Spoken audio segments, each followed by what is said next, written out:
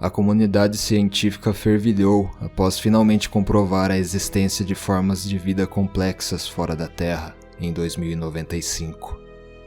O Jeep robô Gunny-2 foi enviado para Ganymedes, o maior satélite natural do Sistema Solar, que descreve sua trajetória em torno do gigante Júpiter, com o intuito de explorar sua superfície gelada e, principalmente, o seu subsolo, onde sempre for especulado a possível existência de uma gigantesca quantidade de água salgada, maior até do que é disponível em nosso planeta, cerca de 100 km abaixo da crosta de gelo. Por muitas décadas, esse provável oceano subterrâneo foi considerado um forte candidato para abrigar vida, devido à camada de gelo que o cobre o proteger da violenta radiação emanada por Júpiter, além do contato direto com o manto gelado, o que permitiria a realização de reações químicas para a formação de moléculas complexas. Gunny-2 conseguiu chegar até o oceano subterrâneo através de um criovulcão inativo, um tipo de vulcão que expele substâncias voláteis como água ou metano em vez de lava, localizado na superfície gélida de Ganymedes. Seu modo anfíbio permitiu que o Jeep robô pudesse mergulhar naquele mundo aquático desconhecido. As águas se comparavam às existentes nas regiões abissais da Terra, onde a luz do Sol não consegue alcançar, criando um ambiente escuro e com temperaturas baixas. A profundidade do oceano varia de 5 a 100 km. Não demorou muito para que Gunny-2 registrasse em fotos e vídeos as provas irrefutáveis que confirmaram a existência de formas de vida em Ganymedes. Não apenas uma, mas várias criaturas distintas, formando o que aparentava ser um ecossistema alienígena. Seres similares aos que já encontramos nas profundezas dos oceanos terrestres. A semelhança chega a ser assustadora. Todas possuem mecanismos de bioluminescência, além de adaptações que os permitam se locomover pelo meio aquático, como nadadeiras e tentáculos. Nenhuma das espécies se organizava em grandes grupos, e todas as criaturas registradas não possuíam mais do que meio metro de comprimento. Foi a descoberta do século. Contudo, perdemos contato com Gunny-2 de maneira inexplicável. Atribuiu-se a culpa a alguma possível falha mecânica do Jeep robô. O passo seguinte era estudar a composição interna desses seres. Portanto, seria necessário capturar essas criaturas. Tendo isso em mente, foi planejada uma expedição tripulada com destino a Ganymedes. Foram 4 anos de preparação. Uma equipe, formada por 12 profissionais, 8 homens e 4 mulheres, renomados em suas áreas de atuação, foi convocada e treinada para sobreviver às condições extremas da maior lua do Sistema Solar. Eu estava entre eles. Meu nome é Rupert Almodóvar, PhD em Astrofísica e astronauta, comandante da missão Mars Home, responsável pela segunda expedição tripulada a Marte, em 2084. O que estou prestes a relatar é algo que o governo tomou todas as medidas necessárias para manter debaixo do tapete. Com certeza virão atrás de mim, após passar essa informação extremamente sigilosa para frente. Mas o que eles podem fazer a um velho que já está com os pés na cova? Me matar? Seria um favor. Bom, acreditar ou não nessa história cabe unicamente a você. Não tenho como provar nada. Todas as evidências foram destruídas anos atrás. Enfim, vamos ao que realmente interessa. A verdade sobre Ganymedes.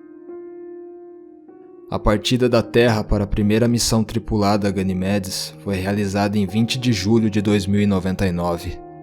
Poderíamos ter ido antes, mas a humanidade gosta demasiadamente de simbolismos, algo que me irrita até hoje. Falo isso porque naquele dia fazia exatamente 130 anos que Neil Armstrong havia pisado na nossa lua. Grande merda. Perdoe-me, estou fugindo do foco. Levamos 2 longos anos para concluir nossa viagem até Ganymedes. Comemorei meu 50º aniversário em uma nave. A propósito, o nome dela era Galileu, uma junção de Ganymedes com Galileu, homenageando o descobridor do satélite natural em 1610. Mas seu nome para os mais íntimos era Vadia Azul, por causa da pintura externa. Nossa querida Vadia era equipada com tudo que se pudesse imaginar para garantir o conforto e segurança da tripulação. Para se ter ideia, podíamos até assistir a qualquer filme na mesma data de lançamento na Terra, enquanto robôs humanoides realizavam as tarefas rotineiras. que incluíam desde manutenções mecânicas externas até simples limpezas diárias. Embora eu tratasse cordialmente todos os membros da equipe, nunca cheguei a criar um vínculo afetivo com eles, com exceção de Mary Laveridge, a bióloga. Ah, Mary. Que mente brilhante aquela mulher tinha. Jamais conheci alguém tão dedicado ao seu trabalho. Além de tudo, ela era provida de uma beleza estonteante. Olhos castanho claros, cabelo crespo e um sorriso que era capaz de fazer até a criatura mais rabugenta do universo. Me incluo como um forte candidato a esse posto, esquecer os males que atormentam sua alma. Assim como eu, ela nunca havia se casado ou tido filhos. Eu sei que não foi muito profissional da nossa parte, mas acabamos começando um relacionamento no meio da expedição. Não era apenas uma atração física momentânea, eu realmente amava aquela mulher. A propósito, o apelido da nave foi ideia dela. Quanto à nossa chegada a Ganymedes, ocorreu tudo de acordo com o planejado. Pousamos na face da Lua voltada para Júpiter, de modo que era possível ver a imensidão do planeta gasoso, cobrindo quase todo o céu. As temperaturas do satélite natural variavam de 130 a 150 graus Celsius negativos. Nossos trajes nos permitiam suportar as condições climáticas extremas, além da radiação. Passamos por um período de adaptação de uma semana terrestre, antes de começarmos os trabalhos de exploração da gélida lua de Júpiter. Algo que faz Ganymedes ser única é o fato de possuir um campo magnético próprio. Isso faz com que surjam em sua atmosfera aquelas cortinas de luz fluorescentes, que chamamos de auroras. Assistir aquele espetáculo proporcionado por Ganymedes, que incluía o gigante Júpiter dividindo o céu com as auroras dançantes, ao lado de Mary, foi o ponto alto daquela expedição para mim. Até aquele momento tínhamos testemunhado apenas o lado belo de Ganymedes. No entanto, o pior estava prestes a tomar forma. Passado o período de adaptação, partimos rumo ao nosso principal objetivo, o oceano subterrâneo. Além da tripulação, a Vadia Azul também trouxe consigo 2 naves de proporções menores, mas ainda assim enormes se comparadas a nós, capazes de executar voos e mergulhar a grandes profundidades. Se a nossa nave principal era uma puta, e esses modelos menores eram os filhos dela, creio que seja simples juntar 2 com 2 para chegar ao apelido que demos às naves submarinas. Defini uma equipe de 4 membros para a primeira expedição ao subsolo de Ganymedes, incluindo eu. O resto acompanharia de longe, através do sistema de transmissão de vídeo. Originalmente eu havia deixado Mary de fora. Embora a questão profissional exigisse a presença dela lá embaixo conosco, devo admitir que o lado emocional falou mais alto na minha decisão. Afinal, podia ser algo extremamente perigoso. Se tudo ocorresse bem nessa primeira exploração, eu daria permissão para que ela fosse uma segunda. Ela não gostou nem um pouco. De tanto insistir, eu acabei cedendo e deixando ela vir conosco. O que eu mais queria era poder voltar atrás e tê-la impedido. Os 4 selecionados e eu descemos dezenas de quilômetros através da garganta do mesmo crio-vulcão inativo que Gany-2 usou de rota de entrada para o oceano subterrâneo anos atrás. Sua cratera devia ter por volta de 500 metros de diâmetro. Na metade da descida, o sistema de iluminação da nossa pequena nave era a única fonte de luz existente. Eu não me lembro ao certo, mas acho que levamos cerca de 2 horas para finalmente alcançarmos o tão almejado oceano subterrâneo. Colhemos amostras da água e identificamos uma grande variedade de minerais em sua composição, tais como magnésio, cálcio e sódio. A escuridão que nos engolia era sufocante. Atingimos uma profundidade de 2 quilômetros do oceano, e até aquele momento não havíamos encontrado nenhum ser vivo. Nossa sorte só mudou quando chegamos na faixa dos 5 quilômetros, onde vimos os primeiros sinais de luz dançando em meio à escuridão. Ao nos aproximarmos, constatamos que se tratava de um pequeno grupo de criaturas semelhantes aos nossos peixes abissais, igualmente sinistros. Os maiores não passavam de meio metro de comprimento. Seus mecanismos de bioluminescência se projetavam ao longo das nadadeiras peitorais, caudais e dorsais, emanando uma luz esverdeada. Os dentes das criaturas eram pontiagudos e enormes. Elas possuíam um revestimento ao longo do corpo similar às escamas dos nossos peixes terrestres. Perseguimos os peixes de Ganymedes com o intuito de capturar um deles. Eles nos levaram até uma depressão, mergulhando ainda mais fundo. Conseguimos capturar um deles vivo com sucesso. Trouxemos o peixe para dentro da nave submarina e o colocamos em uma espécie de aquário preenchido com a água do seu ambiente natural. Logo após sedá-lo, Mary começou a examiná-lo, tirando fotos, realizando medições e colhendo amostras de tecido e de um líquido esverdeado que deveria ser o equivalente ao nosso sangue. Porém, o efeito do sedativo durou menos do que imaginado. Ele se debateu no aquário, fazendo com que o recipiente tombasse no chão e se quebrasse por completo. Mary tentou sedá-lo novamente, mas quando se aproximou, o peixe fez um corte em sua mão esquerda com a nadadeira peitoral, ao mesmo tempo em que injetaram um líquido azulado em sua corrente sanguínea. Mary gritou de dor. O peixe se debateu violentamente por mais uns 3 segundos, até que simplesmente parou de se mexer. Aparentemente a criatura não estava adaptada para sobreviver fora da água subterrânea de Ganymedes. Perguntei a Mary se estava tudo bem. Ela disse que estava sentindo uma forte ardência na região cortada. E por se tratar de uma substância desconhecida, não teria como saber as consequências daquela exposição direta. Insisti para que voltássemos à base na superfície, para que ela recebesse uma análise médica adequada. Em um certo ponto, nos deparamos com gigantescos paredões rochosos que formavam uma espécie de corredor natural, onde havia dezenas de enormes buracos incrustados, semelhantes a cavernas. Esses buracos não aparentavam ser naturais. Pareciam ter sido esculpidos habilmente. De uma hora para outra, focos luminosos esparsos começaram a ganhar forma ao longo dos paredões. Centenas deles. No início pensamos que fosse uma espécie de ninho gigante daqueles peixes que havíamos encontrado anteriormente. Contudo, não eram os mesmos seres. Eles eram maiores. A maioria passava facilmente dos 2 metros de comprimento, e no lugar das nadadeiras peitorais possuíam um par de membros, similares aos nossos superiores, com direito até a mãos com polegares opositores, além de uma estrutura semelhante aos troncos humanos. As nadadeiras caudais ainda se faziam presentes. As cabeças dessas criaturas eram praticamente iguais às dos peixes de antes, só que em maior proporção.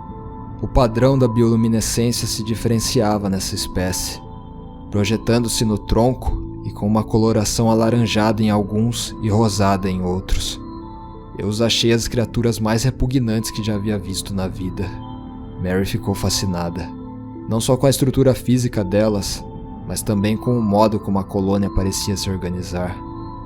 Os membros da equipe que acompanhavam tudo de longe, na superfície, ficaram eufóricos com as imagens.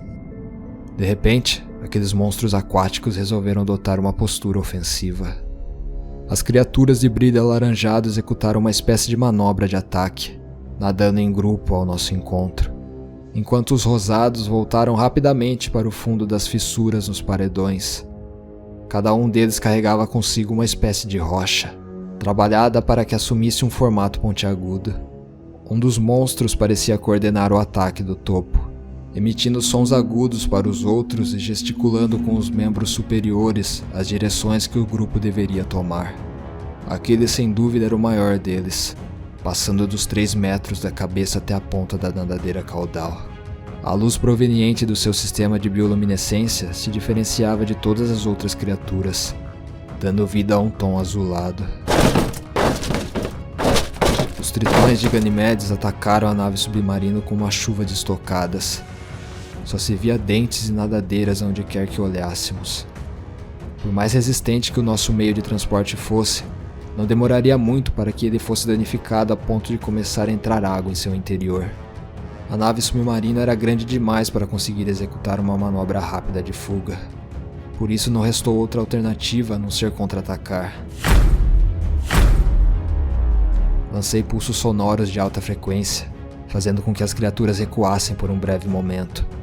tempo suficiente para que eu conseguisse finalmente mover a nave para longe daquele ninho de monstros. Solicitei ao grupo da superfície para que nos esperasse no fundo do criovulcão, com a segunda nave submarina, pois já supunha que a nossa não seria capaz de levantar voo com todos esses danos. Contudo, nossa sorte durou pouco. Em menos de 1 minuto, as criaturas tornaram a se agarrar ao nosso meio de transporte. E dessa vez os filhos da puta conseguiram inativar todos os sistemas da nave submarina, deixando-nos como uma única fonte de iluminação a bioluminescência alaranjada dos tritões de Ganimedes. A água começara a adentrar em vários pontos. O vidro frontal estava a ponto de se quebrar por completo.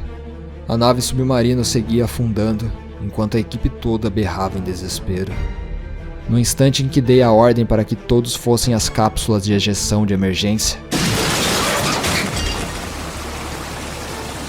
um dos vidros laterais cedeu, fazendo a água preencher todo o ambiente interno, trazendo consigo pelo menos meia dúzia daqueles monstros. Nossos trajes eram capazes de executar suas funções debaixo d'água por alguns minutos, mas eram inúteis contra os dentes dos tritões de Ganimedes. Eu puxei Mary para perto de mim, enquanto presenciava uma carnificina. Os outros 3 componentes da equipe não tiveram chance alguma. Seus membros foram arrancados e devorados da maneira mais grotesca possível. Nossos trajes não permitiam que nos locomovêssemos com agilidade o suficiente embaixo d'água. Mesmo assim, tivemos a sorte de alcançar uma das cápsulas de ejeção. No entanto, um dos monstros estava em nosso encalço. Ele atacou Mary, proferindo uma dentada em sua coxa direita no momento em que eu acionei a válvula de abertura do compartimento de fuga emergencial. A criatura tentou arrastar Mary para longe de mim, mas eu a segurei com todas as minhas forças. Aquele cabo de guerra macabro acabou com Mary tendo o membro decepado. Eu agi o mais rápido que pude, puxando-a para dentro da cápsula comigo. O estranho é que o tritão não devorou a perna de Mary. Ele largou o membro flutuando e simplesmente fugiu. Puxei a válvula de ejeção e a cápsula foi lançada a cerca de 50 metros para cima. O interior do compartimento estava completamente tomado pela água, além do sangue de Mary. A cápsula fora projetada com um invólucro oco, que revestia toda a sua estrutura oval, em um sistema capaz de abrir a camada mais interna, com o intuito de fazer a água escoar para a camada oca em uma situação de emergência. Se não fosse por isso, os trajes entrariam em colapso e parariam de realizar as trocas gasosas necessárias para que conseguíssemos respirar. Mary continuava agarrada a mim, chorando e urrando de dor. Tomei as medidas necessárias para tentar estancar o sangramento. Lembro-me de ter improvisado um torniquete, arrancando um dos cintos de segurança da cápsula e amarrando ao redor do que sobrara de sua coxa. Eu achava que tínhamos nos livrado das criaturas, mas me enganei. Quando voltei minha atenção para o exterior da cápsula, pude ver ao longe vários pontos luminosos alaranjados se deslocando em meio à escuridão, vindo em nossa direção. Pareciam estrelas clareando a escuridão da noite. A poucos metros de nos alcançarem, um rugido grave chegou aos meus ouvidos.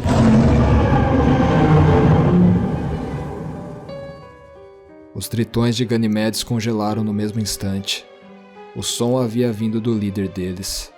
Ele nadou calmamente, exibindo seu intenso brilho azulado, até bem perto de nossa cápsula.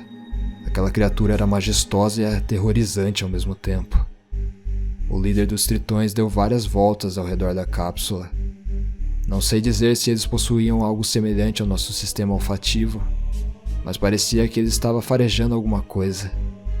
Nos momentos em que apenas sua nadadeira caudal era visível, parecia que estávamos cercados por um tubarão.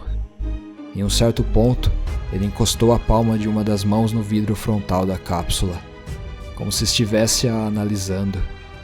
Ele olhou fixamente para mim antes de soltar um último urro e nadar de volta para a colônia, levando consigo os outros tritões. Por que ele não me atacou? Eu me peguei perguntando em voz alta. Não foi só ele, Mary retrucou. Você também percebeu que o tritão que tinha arrancado minha perna não a devorou, além de ter fugido para longe de nós? Eu assenti. Meu sangue deve estar contaminado com algo tóxico, ela continuou. Deve ter sido obra daquele primeiro peixe que pegamos. Além disso, meu sangue está espalhado por toda a cápsula. o que pode ter feito o Tritão líder senti-lo de alguma maneira e chegado à conclusão que não seria seguro nos devorar. Mary sempre fazia observações perspicazes. De fato, sua teoria fazia muito sentido. Que merda, Mary. Eu falei que não era pra você ter vindo aqui embaixo. Para com isso, Rupert. Não foi culpa sua. Ela me consolou, colocando a palma de sua mão no vidro do capacete do meu traje. Eu nem sequer pude sentir aquele contato. Eu vou tirar a gente dessa, prometi. Acionei o sistema de navegação da cápsula e detectei pulsos sonoros vindos de trás de nós. Com certeza provinham da base na superfície. Eles me indicaram o caminho de volta ao criovulcão. Eu não tive coragem de acionar o sistema de iluminação externa, pois sabe-se lá que outras criaturas a luz poderia atrair. Resolvi não arriscar e me guiei apenas pela tela de navegação, que indicava os obstáculos ao meu redor, impedindo que eu me chocasse contra eles. Mary estava começando a perder a consciência e falava apenas em sussurros quase inaudíveis. Sabe, embora eu abomine a ideia de casar e formar uma família, uma parte de mim sempre quis ser mãe. Essas foram suas últimas palavras. Chamei incansavelmente por seu nome, tentando reanimá-la, mas foi em vão. Ela morreu nos meus braços. Quando me dei conta disso, eu simplesmente parei de guiar a cápsula e fiquei flutuando sem rumo naquela escuridão claustrofóbica por alguns minutos, colocando para fora toda a angústia da perda que eu acabara de sofrer. Depois de um tempo, consegui chegar ao criovulcão, onde o resto da equipe estava esperando para nos levar de volta à superfície de Ganymedes. Contei a eles todo o ocorrido, bem como para os responsáveis pela agência espacial que nos mandou para cá. Eu solicitei o nosso retorno imediato para a Terra, devido a tais circunstâncias. Eles negaram. Disseram que o investimento para aquela expedição fora o maior da história, e que nós não poderíamos voltar até que tivéssemos cumprido todos os nossos objetivos. Mandei um grande foda-se para eles, e iniciei nossa viagem de volta mesmo assim. Eles não gostaram nem um pouco disso. Fui dispensado do meu cargo no momento em que aterrissei em solo terrestre, em 2103. A agência espacial manipulou os fatos para a mídia global, não mencionando em momento nenhum a existência dos tritões de Ganymedes, além de pressionarem o resto da equipe para colaborarem com a farsa. Eles mentiram sobre a decorrência das mortes dos 4 membros que não retornaram da expedição. O que mais me doeu foi não poder ter trazido o corpo de Mary comigo. Não teria como conservá-lo em uma viagem de mais de 2 anos. Tive que enterrá-la no solo gélido da gigante lua de Júpiter. Olha, eu não acredito em pós-morte, mas devo admitir que não me importaria de passar uma eternidade ao lado de Mary, observando a grandiosidade de Júpiter e a beleza das auroras no céu de Ganymedes. Quem sabe um dia, Mary. Quem sabe...